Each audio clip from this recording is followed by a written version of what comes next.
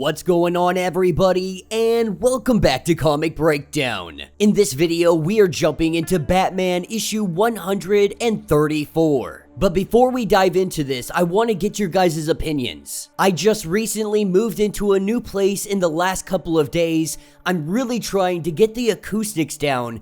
I'm trying to make sure that there's not a huge echo when it comes to my audio. So if you guys could let me know how I sound down in the comics. Does it sound good? Do you hear a bad echo? Let me know what's going on so I can make adjustments and give you guys the best quality that I can possibly give you. But getting back to the comic, Batman issue 134 is about to be all-out war. Batman and Selina Kyle are making their way towards Red Mask. They are trying to stop this madman and figure out exactly what the heck is going on, why there is multiversal energy, why all of this is going on. And though Batman finds himself lost in the multiverse, there is one constant that he can never get away from. That is the savior of Gotham City. He cannot help himself but go out there and try to protect these people, even if it is not his own Gotham. And this issue is going to reveal exactly who the Red Mask is. So make sure you guys have subscribed to the channel, make sure that you like this video,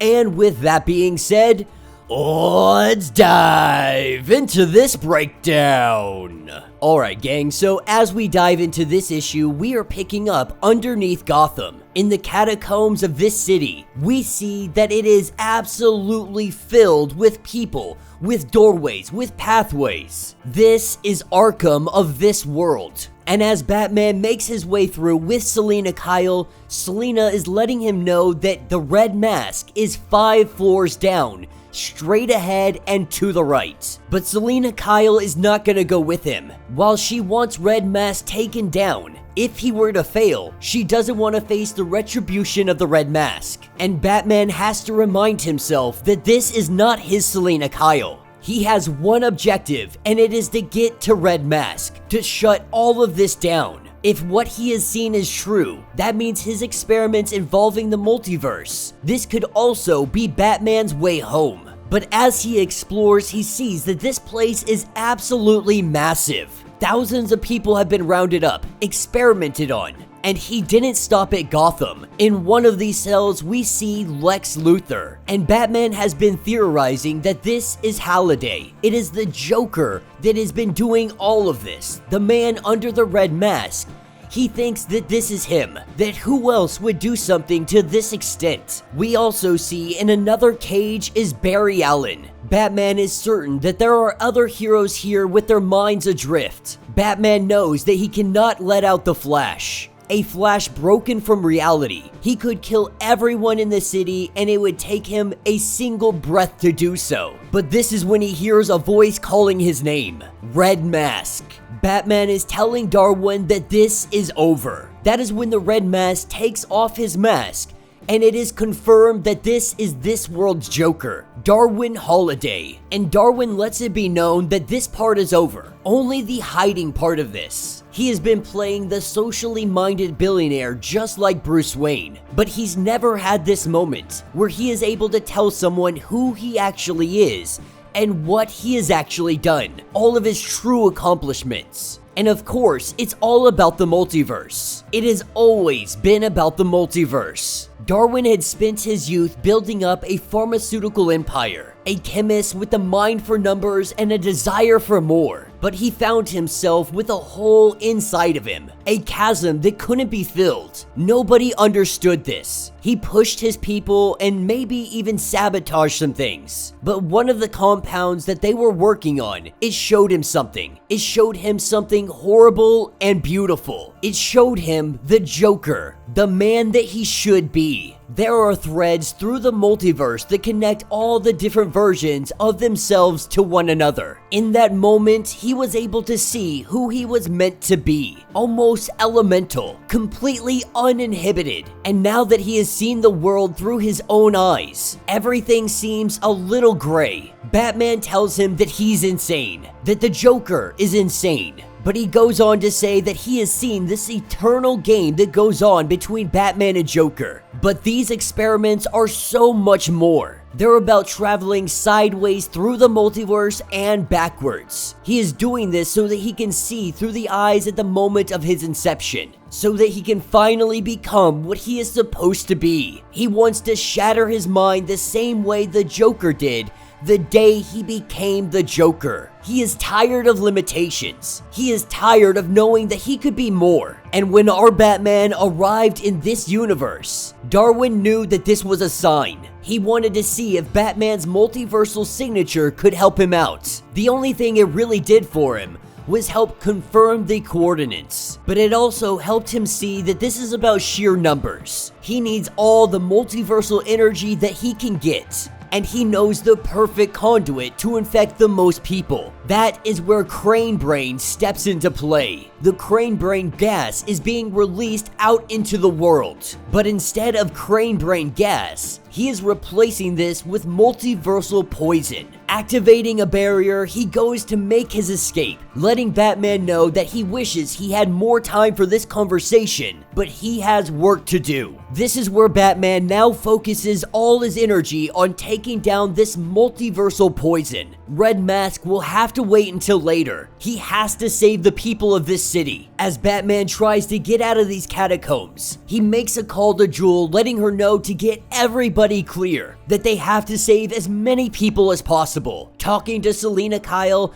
if she is listening, letting her know that she also needs to go and help Jewel, reminding her that she is a good person. But before he can get out of these caves, he runs into an old adversary, or you could say a new one depending on how you look at it. This is where he runs into Ghostmaker. When they are both at their peaks, they are each other's equals. But in the state that he is currently in, Batman is outmatched. He knows this right from the jump. Add the fact that Ghostmaker is amped up on Venom, and Batman is in way over his head. As each of them make their joust, Batman jumps over him, trying to move, trying to get out of here. He follows the gas line, only to get a sword right through the shoulder. As he was trying to make his getaway, Ghostmaker threw one of his swords, and it landed in the shoulder of Batman. Ghostmaker is letting him know that there is no running away from this. And so Batman, he pushes that sword out of his body, he picks it up, and now it is time to fight. As the two of them begin to duel, Ghostmaker is learning exactly what Batman is capable of. Ghostmaker is learning that Batman knows all of the fighting styles that he does. While the venom in Ghostmaker's body makes him stronger, it makes him faster, and Ghostmaker is very much enjoying this fight. But Ghostmaker hasn't been tasked with killing Batman. He has just been tasked with slowing Batman down so that Darwin can do whatever it is he's planning,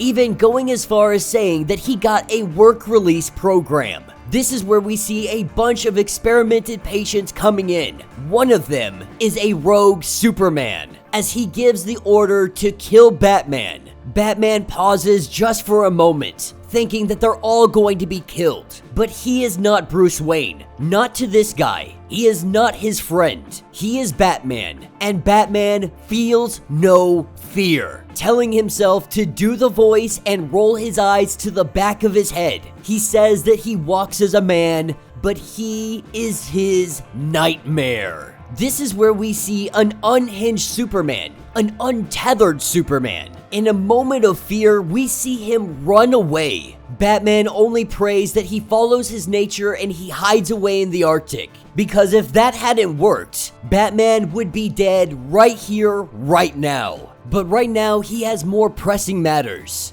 Follow the pipes and Ghostmaker save Gotham. If Red Mask unleashes his multiversal energy, it'll be too late. Up on the surface, we have Jewel that is trying to evacuate as many people as possible, trying to get them to the tower. But the GCPD are out here and they are smashing skulls. That's where Selina Kyle comes into play. Using her army of criminals, she has them attack the GCPD. This gives all the civilians the opportunity to make an escape, as we pick back up with Batman and Ghostmaker. Ghostmaker is telling him that this was a lot of fun, and Batman tells him that if you really want a challenge, let's set the blades down and do this hand to hand. Batman having one advantage in all of this. Batman has already faced down Ghostmaker before. Maybe not this exact Ghostmaker, but he has the same training as the Ghostmaker that he knows. This is where Ghostmaker is at a disadvantage, because this is the first time Ghostmaker has ever faced against a Batman. This means that Ghostmaker doesn't know the moves that Batman is going to do, while Batman,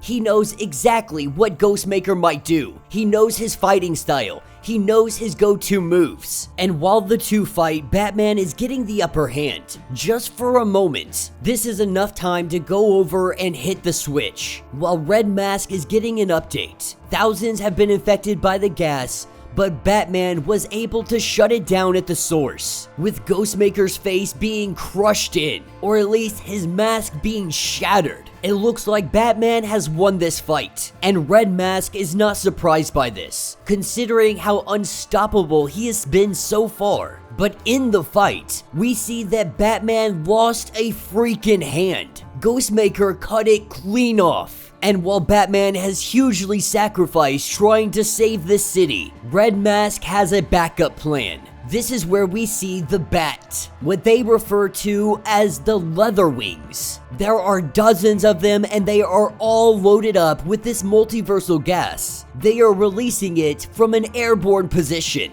And so Batman, without a hand, severely outnumbered, unequipped, not knowing what he's going to do next, that will be the end of this issue.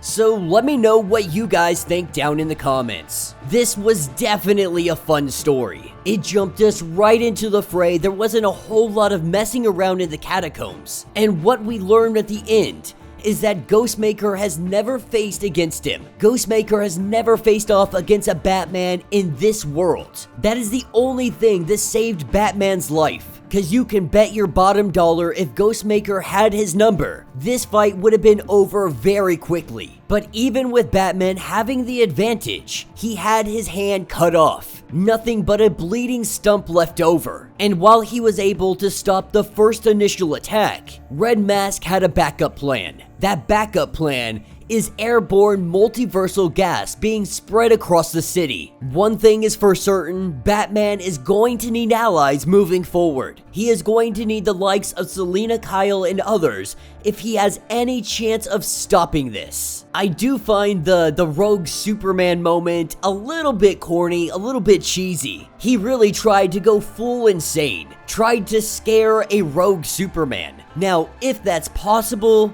that's something that we could debate all day long. But I like to think that the fact that he is untethered, Superman, the fact that he's untethered, he's been experimented on, he's been used as a prisoner in a sense by Red Mask, there is always the possibility that Clark's mind is a little broken, that he doesn't fully understand what is happening or what is going on. But nevertheless, he is still lucky. He is lucky to even walk away from this situation. The only thing he has lost in this is a hand. Now, don't get me wrong, that's a big deal, but it just goes to show the fortitude of Batman. He scared Superman. He defeated Ghostmaker. He took down Red Mask Operation. He has done all of this with absolutely no equipment, no money whatsoever, not even having any prep time. And while he has suffered greatly to get to this point, this fight is far from over. So let me know your thoughts, let me know your theories. If you would like to get completely caught up on everything going on with this series, be sure to check out the link in my description as well as the top of this video. It will get you completely caught up on everything going on with this series. If you would like to support the channel, you can always do so by joining the channel membership, much like Patreon having multiple different tiers, from $1 to $50. From loyalty badges to getting comics every single month. Not only does this help out the channel tremendously, but you are getting tons of perks in the process. If you are unable to do that, do me a favor, subscribe to the channel, like this video, hit that notification bell, and with that being said, until the next breakdown.